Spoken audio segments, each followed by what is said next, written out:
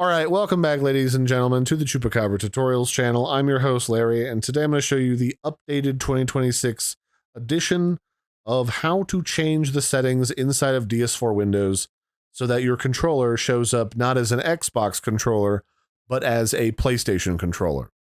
Now, full disclaimer, the reason why it shows up as an Xbox controller is because that's the way that it works to make sure that your controller works properly with every game.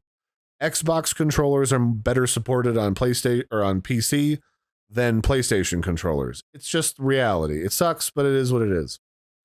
Most games, if you tell it that you have a PlayStation controller, are just going to look at you funny and it's going to stop working. If that happens, just reverse what I've done and set it back to being an Xbox controller and everything will be just fine. That disclaimer out of the way, all you have to do is when DS4Windows is open and your controller is properly showing up, all you have to do is hit Edit and then go to the Other tab here in the key binding settings here.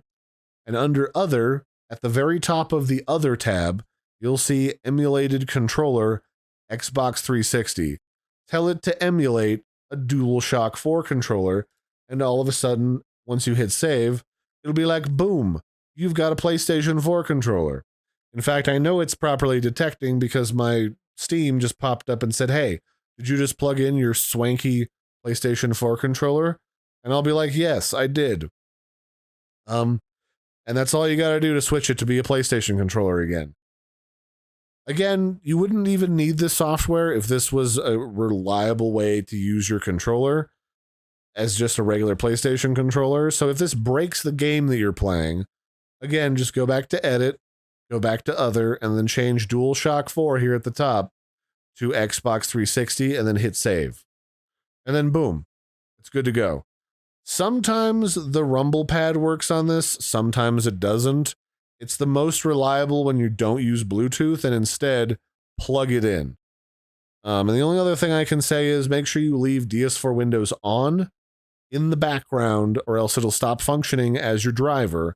And don't use DS4Windows and the built-in Steam drivers for controllers for the PlayStation controller at the same time, because they can cause errors, they can cause multiple inputs, they can cause all sorts of problems and conflicts. Don't do that. It's bad. So that'll be it for this one, ladies and gentlemen. That's how you switch your controller to show up as a PlayStation controller rather than an Xbox controller, updated for 2026. Around July 5th.